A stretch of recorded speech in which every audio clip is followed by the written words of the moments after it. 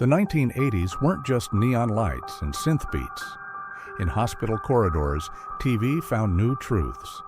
Doctors became flawed heroes, patients became stories, and medicine became theater. These shows didn't just entertain, they changed how we see life, death, and the fragile moments in between. Tonight, we revisit 15 medical dramas from the 80s that changed TV forever. Erste Strasse Elsewhere, 1982 to 1988. Picture a crumbling Boston hospital, St. Eligius. Its peeling walls, weary staff, and broken elevators were a far cry from glossy television sets of the past. St. Elsewhere shattered expectations with grit and realism. Doctors here weren't untouchable gods. They were deeply human. They bickered, they failed, they carried burdens that medicine couldn't always fix. Led by an ensemble cast including Ed Flanders, William Daniels, and a young Denzel Washington, the show pushed the boundaries of what network TV could attempt. Its six-season run became a masterclass in serialized storytelling, weaving medical cases with social issues: AIDS, mental illness, euthanasia. These weren't just episodes, they were moral puzzles disguised as primetime drama. Critics praised its boldness, but audiences were sometimes unsettled. It wasn't always comfortable to see doctors exhausted, marriages collapsing, or patients left without happy endings. Yet this honesty became its legacy. By showing doctors as flawed mortals instead of miracle workers, St. Elsewhere set the stage for every modern medical drama, from ER to Grey's Anatomy. And then there was the ending. Famously controversial, the finale revealed the hospital might have existed inside the imagination of an autistic child. A bold stroke of metafiction that cemented its place as one of the most daring dramas in TV history. 2. Trapper John, M.D., 1979 to 1986. Before St. Elsewhere came another trailblazer, Trapper John, M.D. A spin-off of Maaj, it reimagined Trapper John McIntyre not as a wisecracking surgeon in Korea, but as a seasoned chief of surgery in San Francisco decades later. Played by Pernell Roberts, Trapper John embodied the transition from rebellious youth to weary mentor, bridging two eras of television. The show paired him with Dr. Gonzo Gates, a Vietnam veteran whose irreverence clashed with hospital formality. Their dynamic created tension, humor, and pathos, a generational clash set against the backdrop of shifting medical ethics. Unlike the war-torn backdrop of MASH, Trapper John, M.D. found its drama in civilian hospitals, malpractice suits, transplant debates, and the collision of idealism with bureaucracy. It wasn't afraid to ask uncomfortable questions. Should every life be saved, no matter the cost?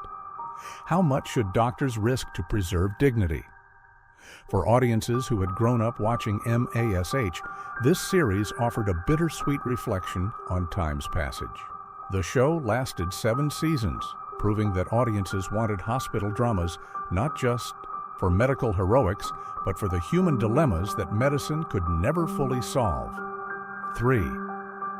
Quincy, M.E., 1976 to 1983. By the time the 1980s dawned, Quincy, M.E. had already redefined what a medical drama could be, starring Jack Klugman as the relentless medical examiner, Dr. Quincy, the series blurred the lines between medical drama and crime procedural. His autopsies weren't just about bodies, they were windows into injustice, corruption, and human frailty.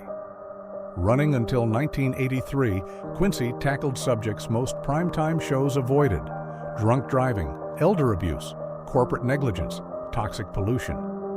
Episodes often ended not with neat resolutions, but with Quincy railing against systems that failed ordinary people. His passion turned medicine into advocacy, his scalpel into a weapon of truth. The show's impact rippled through television. Without Quincy, there might be no CSI or Law and Order. It taught audiences that science and storytelling could merge to create something urgent, almost revolutionary. While some critics dismissed its moralizing tone, others recognized it as a necessary wake-up call. Klugman himself lobbied Congress on issues raised by the show, proving that Quincy was more than entertainment. It was activism in disguise, a series that dared to claim that medicine wasn't just about healing the body. It was about healing society. 4. Cutter to Houston, 1983. A medevac chopper slicing through Texas skies. Dust rising from a small-town hospital where resources were scarce, but hope was abundant. Cutter to Houston dared to bring rural medicine to primetime television, spotlighting a world far removed from the glossy city hospitals dominating TV. The show centered on 3 doctors, played by Alec Baldwin, Jim Metzler, and Shelley Hack, who brought modern techniques into a community where tradition and limited funding often clashed with innovation. Each episode highlighted emergencies that required urgent airlifts to Houston, blending medical crises with the isolation of small-town life. While it lasted only 9 episodes, its ambition left a mark. For the first time, audiences saw that life-and-death medical dramas weren't confined to urban high-rises. They happened in dusty towns where doctors juggled compassion with impossible odds, where every medical choice felt magnified. Though short-lived, Cutter to Houston helped expand the genre's horizon, paving the way for later dramas that explored overlooked settings. In retrospect, it feels like a hidden gem, a reminder that not all hospital heroes worked in gleaming surgical theaters. Some worked where the nearest specialist was hours away, and a helicopter was the only lifeline. 5th Kay O'Brien, 1986. A young woman in scrubs standing firm against a wall of dismissive male colleagues. That was the visual power of Kay O'Brien, a short-lived but groundbreaking drama that dared to put a female doctor at the center of primetime medicine. Patricia Kalember starred as Dr. Kay O'Brien, a surgical resident determined to prove herself in a world still dominated by men. The show didn't shy away from issues of sexism, workplace harassment, and the exhausting battle women faced just to be taken seriously in medicine. For 1986, this was radical. What made Kay O'Brien compelling was its insistence on layering personal struggles with professional triumphs. It wasn't just about performing surgeries, it was about Kay's refusal to let systemic barriers silence her. Episodes balanced intimate human stories with broader commentary on how institutions resisted change. Despite critical praise for its boldness, the series was canceled after a handful of episodes, its feminist themes perhaps too sharp for network comfort. Yet its spirit lingered. Later shows like Grey's Anatomy or ER carried echoes of Kay O'Brien's fight. Though forgotten by many, it was one of the first dramas to declare that women's voices belonged in medicine and on television. 6th Trauma Center, 1983. Flashing ambulance lights, sirens slicing through Los Angeles nights. Trauma Center captured the intensity of emergency medicine in a way few shows had attempted before. It was raw, fast-paced, and determined to make audiences feel the adrenaline of life-saving moments. Starring James Naughton, Dorian Harewood, and Wendell Burton, the series revolved around a trauma unit that handled the city's worst emergencies. Car crashes, shootings, medical mysteries. Every case was a race against time. Unlike slower hospital dramas, Trauma Center thrived on urgency. The show drew inspiration from real trauma units, incorporating the chaos of emergency response with the fragile humanity of patients.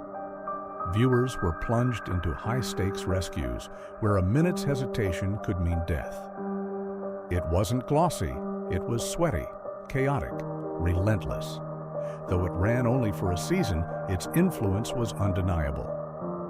Trauma Center laid groundwork for the rise of emergency-focused dramas, most famously ER in the 1990s. In many ways, it was a prototype, testing the limits of how much speed, chaos, and realism audiences could handle. For those who remember, it remains a cult favorite, a show that dared to say that heroism didn't always wear a calm face. Sometimes it was drenched in sweat, fighting to keep a pulse alive. 7. ER, 1984 to 1985. A bustling Chicago hospital, nurses juggling clipboards, doctors running from crisis to comedy. Long before NBC's ER dominated the 1990s, CBS aired E/R, a quirky one-season wonder-blending medical drama with sitcom rhythms. Starring Elliott Gould, Mary McDonnell, and a then-rising George Clooney, the series dared to approach medicine with humor. Instead of focusing purely on tragic emergencies, ER leaned into the chaotic balance of life inside a busy urban hospital. Romantic entanglements, ethical dilemmas, and comedic misunderstandings filled the halls alongside serious cases. What made ER fascinating was its tonal experiment. It showed audiences that doctors weren't only stoic figures in surgical gowns. They could be messy, flawed, funny, and deeply human. The cast's chemistry gave the show its pulse, while Clooney's performance offered an early glimpse of the charisma he would later perfect in ER and beyond. Though canceled after a single season, ER left its imprint. It planted the seeds for dramedy-style medical storytelling, showing that humor and heartbreak could share the same ward. Today, it feels like a forgotten ancestor, a show that tried something daring, stumbled, but still left footprints in television history. 8. Doctors' Private Lives, 1980. Behind closed hospital doors, medicine wasn't just about healing, it was about hidden desires, personal conflicts, and secret betrayals. ABC's miniseries, Doctors' Private Lives, peeled back the curtain on physicians not as miracle workers, but as flawed human beings struggling to balance passion, power, and responsibility. Based on a novel by Richard Gordon, the series followed a cast of ambitious doctors caught between their professional obligations and private entanglements. Extramarital affairs, rivalries, and moral compromises created as much drama as any patient diagnosis. Audiences expecting sanitized heroics were instead served raw, soapy intensity. The show's boldness lay in its refusal to keep medicine sacred. It dared to suggest that the people in white coats carried the same weaknesses and scandals as anyone else, perhaps more so, given the pressure they faced. This angle foreshadowed later hospital dramas where personal relationships became as central as medical storylines. Though critics dismissed it as melodramatic, its willingness to humanize, even scandalize, doctors paved the way for the soapy hospital sagas that followed. Without Doctors' Private Lives, there might not have been room for Grey's Anatomy or The Resident to thrive decades later. 9. Stitches, 1985. Imagine a group of interns stumbling through their first chaotic nights in the hospital. Mistakes are made. Friendships form. Laughter cuts through the tension of life and death stakes. Stitches was a bold attempt to blend medical drama with comedic irreverence. Starring Tony Ganios and Jeff Doucette, the show focused on young doctors navigating both the absurdities of training and the weight of responsibility. While most medical dramas leaned into seriousness, Stitches thrived on the tension between humor and heartbreak. It asked, can laughter survive in a place defined by suffering? Episodes mixed slapstick comedy with moments of genuine poignancy. A botched procedure might be followed by a heartfelt bedside scene. A sarcastic quip would give way to a revelation about why these interns pursued medicine in the first place. It was uneven, yes, but also strangely refreshing. Stitches never lasted long, yet its DNA lived on. Shows, like Scrubs in the 2000s, perfected the formula it first tested: the ability to pivot from a punchline to a gut-wrenching emotional beat in seconds. Looking back, Stitches feels like a flawed pioneer, a reminder that even failed experiments can change the future of a genre. 10. Choices, 1981. A hospital bed. A patient caught between medical science and moral conflict. Choices, a made-for-TV movie intended as a pilot, carved a rare space for television to tackle the weight of ethical dilemmas in medicine. At its core, the story revolved around doctors wrestling with life and death decisions that had no easy answers. Unlike most medical dramas that focused on action or heroics, Choices slowed down. It asked viewers to consider what it really meant when doctors had to weigh survival against quality of life, or family wishes against medical advice. This deliberate pacing made it stand apart. It wasn't about dazzling technology or witty dialogue. It was about the invisible burden physicians carry when every decision echoes beyond the operating room. In many ways, it foreshadowed the bioethics dramas that would become staples in later decades, from organ donation debates in ER to end-of-life dilemmas in Grey's Anatomy. Though Choices never grew into a long-running series, it showcased television's willingness to probe the gray areas of medicine.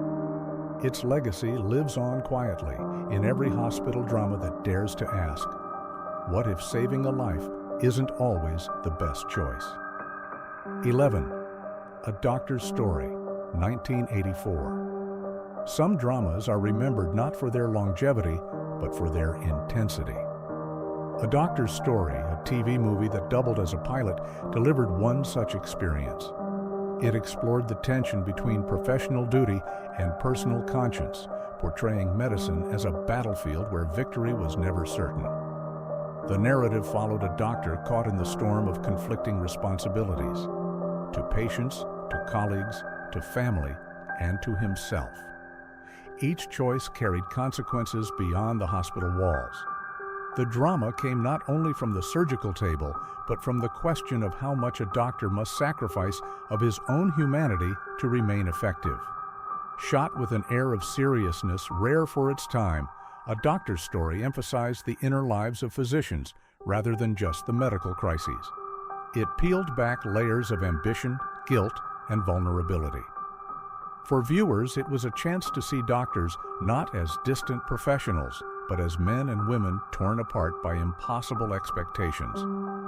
Though it didn't blossom into a full series, its influence lingered in the DNA of later prestige dramas. By portraying medicine as a moral labyrinth, A Doctor's Story suggested that the most gripping hospital tales weren't about medical miracles, they were about the cost of striving for them. 12. Knots Landing, 1979 to 1993, Medical Arcs. It wasn't a hospital drama, but when Knots Landing ventured into medical territory, it reshaped the crossover between soap opera and medical storytelling. This long-running Dallas spin-off wove health crises, hospital politics, and medical betrayals into its suburban drama, setting the stage for how primetime soaps could borrow from medical plots to heighten tension. Characters found themselves entangled in storylines involving infertility treatments, sudden illnesses, plastic surgery disasters, and heart-wrenching hospital scenes. These arcs weren't one-off episodes. They stretched across seasons, giving medical crises the same narrative weight as romantic or business entanglements. What made Knots Landing influential was its blending of genres. By introducing medical drama into the DNA of a soap opera, it proved that hospital storylines could resonate with wider audiences beyond niche doctor shows. Its emotional pull, the way medicine intersected with family, ambition, and betrayal, made it clear that medical plots could be universal. Later series like Grey's Anatomy and Private Practice would take this crossover to new heights, merging soap-style melodrama with surgical precision. But the experiment began here, in a California cul-de-sac where hospital drama became just as addictive as neighborhood intrigue. 13th, Ben Casey Revival, 1988 TV movie. A scalpel flashes under harsh hospital lights. A familiar name resurfaces. Ben Casey, once the brooding icon of 1960s television, returned in 1988 with a TV movie revival. The intent was clear, to bring the grit and intensity of an earlier era into the late 80s landscape. This revival reintroduced Dr. Ben Casey as older, wearier, but still uncompromising. Gone were the black and white frames of the 60s. In their place stood color, sharper cinematography, and more daring subject matter: AIDS, malpractice, and medical corruption. The revival understood that medicine had changed, and so too had television. Though the movie never blossomed into a full-fledged series, it carried symbolic weight. It reminded audiences that medical dramas had always reflected the times. Where the original Casey raged against bureaucracy and moral ambiguity in the 60s, this new Casey mirrored the fears and ethical quandaries of the 80s. The attempt may not have reignited the franchise, but it bridged generations. It showed how old medical archetypes could be reborn in new contexts, foreshadowing the many revivals and reboots that would come decades later. 14th Hotel, 1983 to 1988, Medical Arcs. At first glance, Hotel was all glamour and romance, set within the corridors of a luxurious San Francisco establishment. But woven into its melodrama were hospital-centric storylines that elevated the stakes beyond romance and intrigue. Characters faced sudden medical crises, heart attacks, accidents, botched surgeries that rippled through their lives. Why does Hotel matter here? Because it blurred genres. By embedding medical emergencies into a primetime soap, the series revealed how flexible the medical drama could be. Doctors appeared, patients fought for their lives, and health became a metaphor for fragility in relationships and ambition. The hospital arcs weren't window dressing. They provided emotional crescendos, moments where glossy surfaces gave way to raw vulnerability. Viewers tuned in for luxury, but stayed for the human drama medicine unearthed. Later television would embrace this hybrid model, dramas where medicine intersected with law, politics, or romance. In many ways, Hotel proved that the hospital could appear anywhere, even in the lobby of a five-star resort, and still command audience attention. 15. Strasse, Elsewhere crossovers, 1980s shared universe.